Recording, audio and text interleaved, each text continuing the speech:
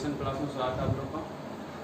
आज मैं आप लोग के लेकर आया हूँ बच्चों के द्वारा भेजे गए प्रॉब्लम को।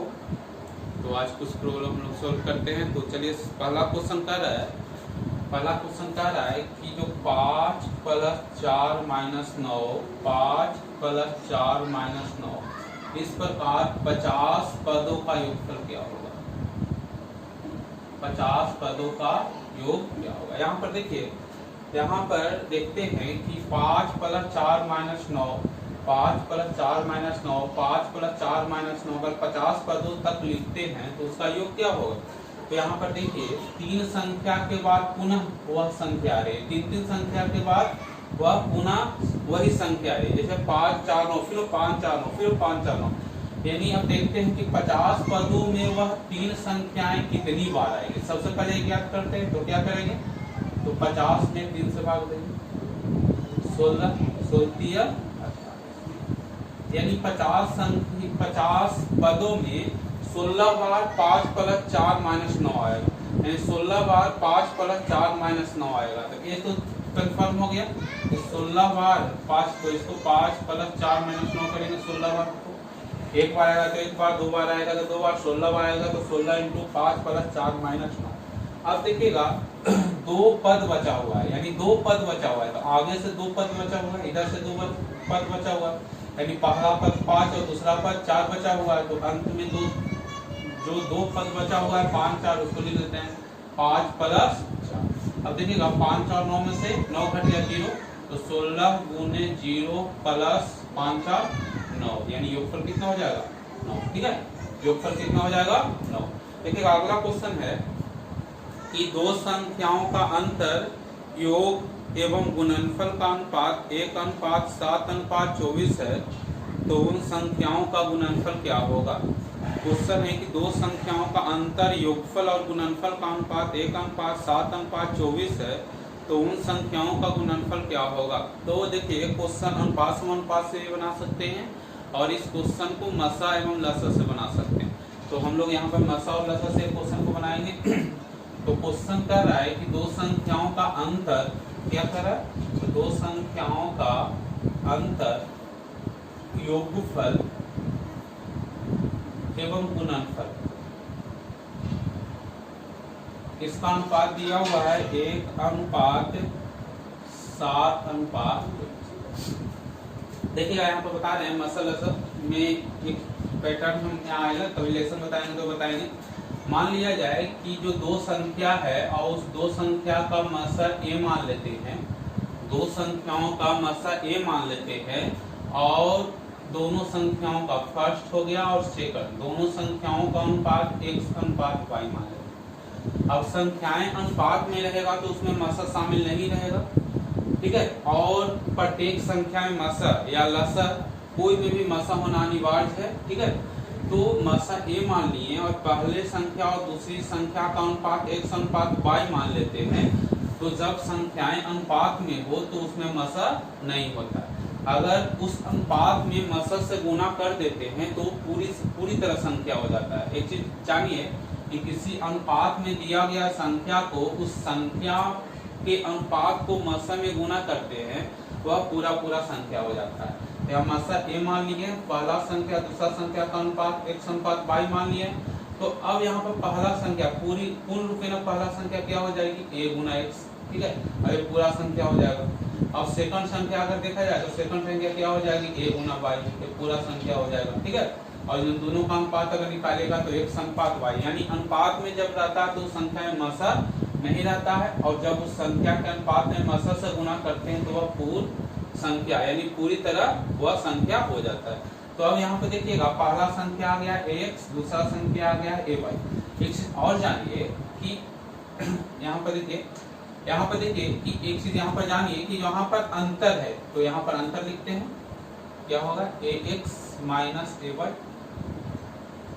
योगफल है तो क्या हो जाएगा ax + ay, और गुणनफल है तो ax × ay हो गया 1:7:24, 1:7:24। ठीक है, यानी ax - ay अनुपात ax प्लस ay अनुपात ax गुने ay बराबर 1:7 24। क्योंकि क्वेश्चन दिया अंतर, दोनों का अंतर, योगफल, दोनों का योगफल, गुणनफल, दोनों का गुणनफल 1:7:24। अब a तो सारे में कॉमन हो जाएगा, तो x माइनस वाई अनुपात x प्लस वाई अनुपात a स्क्वायर एक्स वाई बराबर किया हो गया 1:7 ये तो कट जाएगा, यानी x माइनस वाई और x प्लस वाई और a x वाई बराबर कितना आ गया है 1:7:24। किसी को दिक्कत? ठीक है, यानी जो समझाए हैं उसी के अनुसार इसको रख दिए हैं, अंतर रख दिए हैं, योगफल रख दिए, गुणनफल एक को निकालकर मासा को निकालकर काट दिए। अब देखिएगा x माइनस वाई बराबर एक ले लेते हैं और x प्लस वाई बराबर ले लेते हैं 7। यहाँ पर x प्लस वाई बराबर किया है 7 और x माइनस वाई बराबर किया है 1 और यहाँ पर लिखते हैं a x y बराबर कितना होगा 24। ये चीज होगी, ये चीज हो गया ना। x माइनस वाई बराबर 1 अनुपात में लेते हैं, x प्लस वाई बराबर 7 अनुपात में लेते हैं और a x y बराबर 24 ये भी अनुपात में। अब देखिएगा अगर इस प्रकार है तो हम x अनुपात y निकालते हैं। इसके मान क्या निकालते हैं, यहाँ पर x अनुपात y है, दोनों संख्याओं का अनुपात निकालते हैं। तो यहाँ पर x अनुपात y निकालेंगे। जब प्लस और माइनस में अनुपात निकालना हो तो यहाँ पर सबसे पहले जोड़िए दोनों, तो 7 और 2 8 और फिर को घटाइए, 7 में से 1 7 और 1 8 और 7 में से 1 घट गया 6, यानी 4:3। कितना गया 4:3। अब देखिएगा पहला संख्या और दूसरा संख्या का अनुपात 4:3 है, यानी x 4 और y 3 है। तो यहाँ पर देखिए a गुने 4 गुने 3 बराबर कितना 24। a बराबर कितना आ जाएगा, a बराबर कितना आ जाएगा तो a बराबर कितना आ जाएगा तो। अब a 2 आ गया। अब यहाँ पर देखिए x बराबर 4 आ गया है और 2 आ गया है, यानी पहला संख्या का अनुपात 4 है और उसका मसर 2 है। तो पहला संख्या क्या हो जाएगा 4 गुना 2, यानी दूसरा देखिए यहाँ पर y बराबर आ गया है 3 और a बराबर आ गया है 2, तो दूसरा संख्या क्या हो जाएगा 3 गुना 2 यानी 6। अब क्वेश्चन में क्या कह रहा है, क्वेश्चन में कह रहा है कि दोनों संख्याओं का गुणनफल। अब गुणनफल क्या कर लीजिए 8 गुना 6 48, आंसर क्या हो जाएगा 48। आंसर क्या हो जाएगा 48। ठीक है, ये हो गया आपका दूसरा क्वेश्चन। देखिए तीसरा क्वेश्चन है, क्वेश्चन सुनिए। ठीक है, समझ में आया? बस इसको ध्यान में रखना है। इस प्रकार क्वेश्चन आसान से हल हो सकता है समझाने के लिए, इतना की नहीं तो ये 2 से 3 लाइन में इसका आंसर आपका आ जाएगा। तो देखिए क्वेश्चन अगर कह रहा है कि ग्लिसरीन के 50 लीटर के एक नमूने में 20% अशुद्धि है, उसमें कितना ग्लिसरीन मिलाया जाए कि शुद्धि की मात्रा अशुद्धि की मात्रा 5% हो जाए। क्वेश्चन को सुनिए कि ग्लिसरीन के 50 लीटर मिश्रण में 20% अशुद्धि है, उसमें कितना लीटर ग्लिसरीन मिलाया जाए कि अशुद्धि की मात्रा 5% हो जाए। यहाँ पर देखिए इसको कैसे बनाएंगे। तो मिश्रण जो लेसन है उसमें एक चीज बताए थे कि इस प्रकार के प्रश्न में जो मिलाया जाए उससे क्वेश्चन को हल नहीं करेंगे। ठीक है, तो इसमें ग्लिसरीन मिलाया जा रहा है तो ग्लिसरीन से क्वेश्चन को नहीं हल करेंगे, अशुद्धि से क्वेश्चन को हल करेंगे। क्यों? क्योंकि जितना लीटर इसमें अशुद्धि है उतना ही लीटर इसमें अशुद्धि होगा। यानी इसमें 50 लीटर अगर अशुद्धि है और x लीटर और ग्लिसरीन मिला दिया गया तो 50 प्लस x लीटर हो गया। लेकिन देखिए यहाँ पर अशुद्धि वही है। ठीक है, जितना शुद्धि इसमें है उतना ही अशुद्धि इसमें। क्या बढ़ा है तो ग्लिसरीन बढ़ा है, तो इसमें 20% अशुद्धि है। बहुत आसान क्वेश्चन है और इसमें जब मिलाया जाए तो अशुद्धि घट जाता है, अशुद्धि पतला हो जाता है। तो यहाँ पर कितना 50 का 20% और अशुद्धि तो मात्रा में उतना ही है, परसेंटेज घटा है क्योंकि जो ग्लिसरीन है उसको मिलाया गया है। तो यहाँ पर 5% होगी, है ना। अब कर दीजिए कितना बार में कटेगा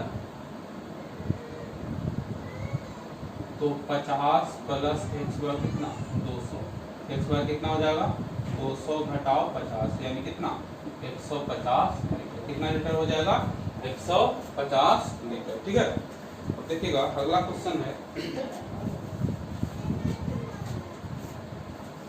ये समझ आया, कोई दिक्कत नहीं है।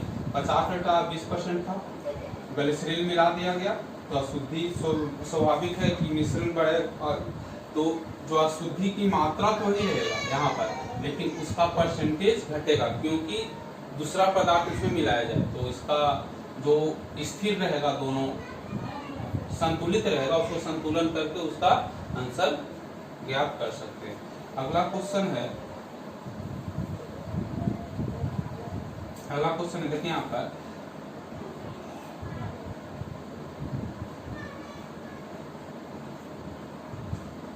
फैक्टोरियल 100 प्लस फैक्टोरियल 200 को गुना करने पर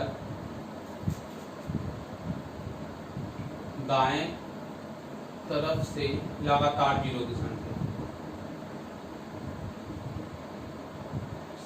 सर यहाँ गुना नहीं है, फैक्टोरियल 100 प्लस फैक्टोरियल 200 में, सॉरी गलती हो गया, क्वेश्चन है फैक्टोरियल 100 प्लस फैक्टोरियल 200 में दाएं तरफ से लगातार जीरो की, क्वेश्चन लिखने में गलती हो गया था। देखिए यहाँ पर फैक्टोरियल 100 प्लस फैक्टोरियल 200 में दाएं तरफ से लगातार जीरो की संख्या। देखिएगा जीरो की संख्या हो, अगर फैक्टोरियल जैसे 5 है तो इसको क्या लिख सकते हो 5 गुने 4 गुने 3 गुने 2। उसी प्रकार फैक्टोरियल 100 है तो इसको क्या लिख सकते हैं 100 99 98 97 में 96 95 94 93 1 तक लिखे हैं गुना घटते क्रम में। अब सबसे पहले देखते हैं कि कोई भी संख्या दिया हुआ है, ठीक है 100 तक मान लिया दिया हो, इसमें जीरो की संख्या ज्ञात करनी है। तो देखिएगा जीरो की संख्या ज्ञात करने के लिए 5 चाहिए और 2 चाहिए, क्योंकि 5 दूनी 10, ठीक है 25 है तो 25 5 गुना 5 2 को 5 तो 2 चाहिए, 2 गुना 2 यानी 25 गुना 400, तो यानी 5 और 2 चाहिए। अब यहाँ पर लगातार है तो इसमें अगर 100 तक दिया हुआ है 200 तक दिया हुआ है तो उसमें 5 और 2 की संख्या अगर ज्ञात करते हैं तो बहुत ज़्यादा टाइम लगेगा, है ना। तो उसके लिए भी एक तरीका है, तो इसमें देखिए 1 से 100 तक गुना करते हैं तो कौन सबसे कम बार आएगा, तो 5 सबसे कम बार आएगा, 2 तो बहुत बार आएगा, 2 4 6 हर एक, ठीक है एक संख्या छोड़कर अगला संख्या में 2 का गुना जा रहा है, क्योंकि 5 बहुत कम बार आएगा तो हम 5 लेकर क्वेश्चन को हल करेंगे। तो इसमें एक तरीका बता रहे हैं, जैसे 1 से 100 तक है, इसमें जीरो की संख्या ज्ञात करके तो लिखिए 100/5, कितने बार में लगेगा 20 बार में लगेगा, ठीक है और प्लस 20 बार में लगा तो अब 20/5 लिखिए, कितना बार 4 बार में लगा, यानी 1 से 100 तक जीरो की संख्या कितनी हो जाएगी 20 + 4 यानी 24 जीरो, ठीक है। अब देखिएगा यहाँ पर अगर इस फैक्टोरियल 100 का तो आ गया, यही चीज रहता कि फैक्टोरियल 200 रहता मान लिया, तो क्या करते हैं 200 में कितना से गुना करते हैं 5 से, क्यों क्योंकि 5 कम बार आ रहा है, 2 तो बहुत बार आएगा, तो इसमें कितना हो जाएगा 40। अब 40 आया तो 40 में 5 से 8 आया, अब 8 में 5 से तो पूरा पूरा तो नहीं कट रहा है, तो मैक्सिमम कितने बार में डिवाइड हो रहा है, तो मैक्सिमम एक बार में लग रहा है, तो क्या हो जाएगा यहाँ पर 40, ठीक है 49। तो ऐसा ही मान लिया जाए कि 300 तक है, तो उसी तरह करते 300/5 और फिर हो जाएगा 60/5 और फिर 12 कितने बार में लगेगा, तो इसमें कितना हो जाएगा 72 और 4 कितना जीरो हो जाएगा 74, कितना जीरो हो जाएगा 74। ये चीज हो गया, ये चीज तो जानिए कि लगातार दिया हुआ है तो उसको जीरो की संख्या कैसे ज्ञात करेंगे। अब यहाँ पर दिया हुआ है कि जो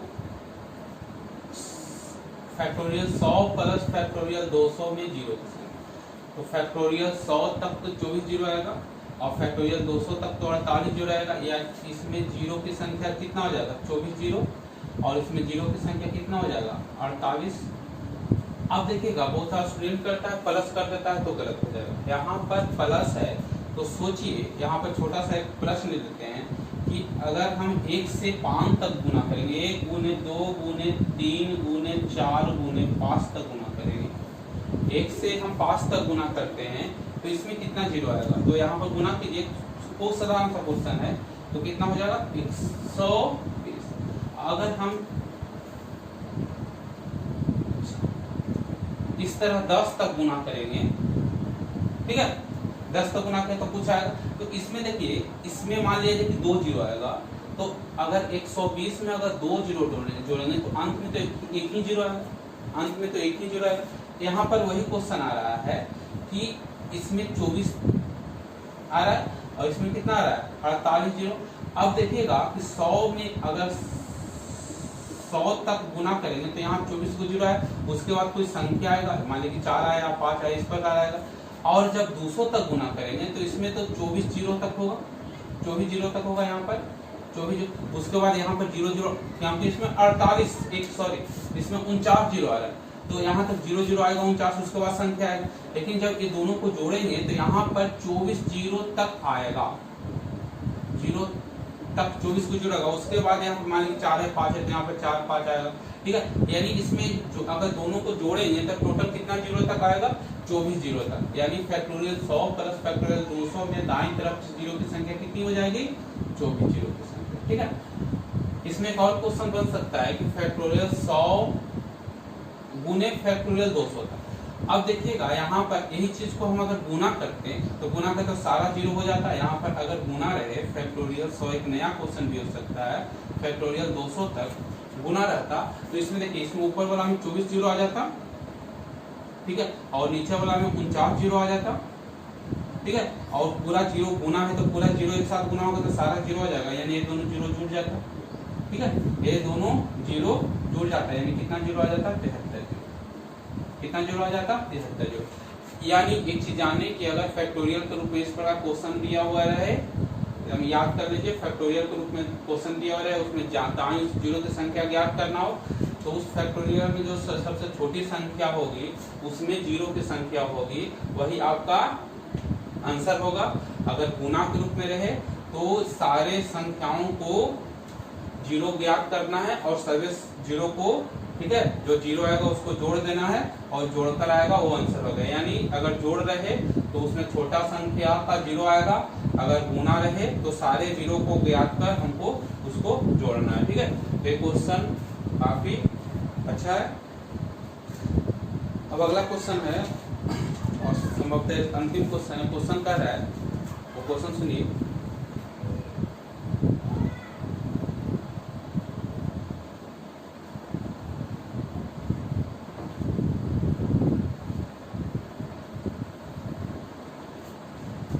क्वेश्चन कि किसी मिश्रण में जस्ता तांबा टीम के मिश्रण का अनुपात 2:3:1 है तथा एक अन्य बर्तन में तांबा टीन और सीसा के अनुपात 5:4:3 है। यदि दोनों मिश्रणों के आपस में मिला दिया जाए एवं एक मिश्रण तैयार किया जाए तो उसमें सीसा का भाग क्या होगा यदि दोनों बर्तनों की क्षमता समान है। क्वेश्चन कह रहा है कि दो बर्तन है और दोनों बर्तन की क्षमता समान है। पहला बर्तन में जस्ता तांबा और टीवाना का अनुपात 2:3:1 है और दूसरे बर्तन में तांबा टीन और सीसा का अनुपात 5:4:3 है। दोनों को एक साथ मिला दिया जाए तो टीना कितना भाग होगा, टोटल में टीना का भाग क्या होगा। देखिए दोनों बर्तनों की क्षमता एक समान है, कैपेसिटी जो है उसमें एक समान है। पहला बर्तन में जस्ता, दूसरा बर्तन में तांबा और तीसरा चीज है टीन। पहला बर्तन में जस्ता, तांबा और टीन, इसका अनुपात आपका दिया हुआ है 2:3:1। दूसरा बर्तन में तांबा, टीन और सीसा, तांबा टीन और सीसा, इसका अनुपात दिया हुआ है 5:4:3। देखिएगा दोनों का क्षमता एक समान है। अब देखिए इसको आसान तरीका से बताने के बता रहे हैं। पहला बर्तन में, तो पहला बर्तन में 2:3:1 है, टोटल कितना हो गया 2 3 2 5 6, मानी 6 मान लेते हैं। दूसरा बर्तन में 5 4 3 है, 5:4:3, तो 5 4 9 और 3 12, इसका लसम मान लीजिए और इसमें 12।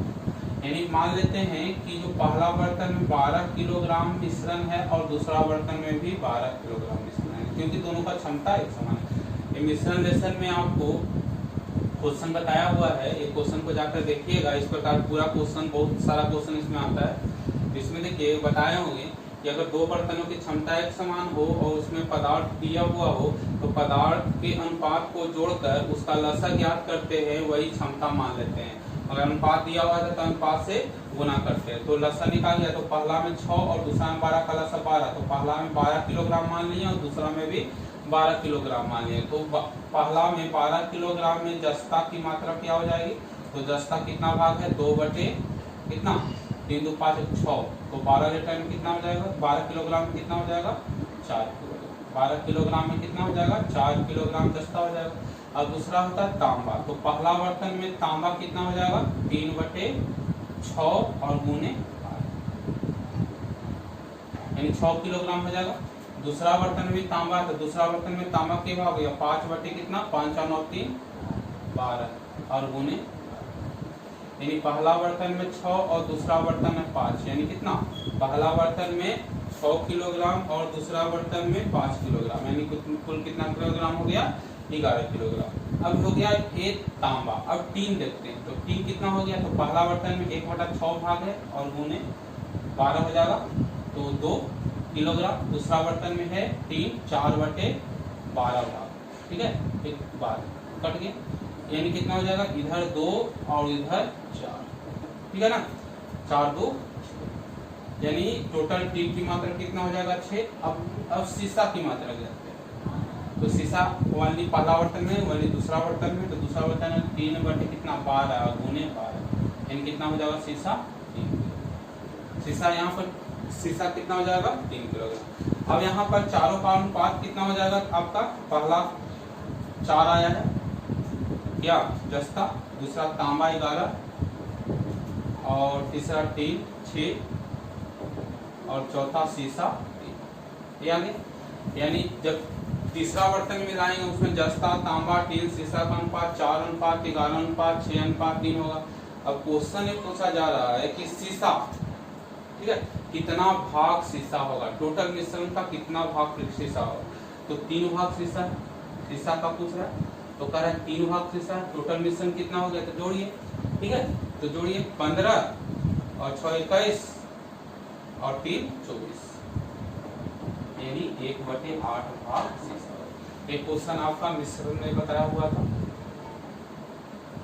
ठीक है, मिश्रण में एक क्वेश्चन बताया हुआ, आप लोग वहां जाकर देख सकते हैं, पूरा एक फॉर्मेट आप समझ सकते हैं, ऐसा क्वेश्चन कभी गलत नहीं होगा। तो अगला भाग में या अगला वीडियो में और प्रॉब्लम लेकर आएंगे। तो आज का वीडियो यहीं तक।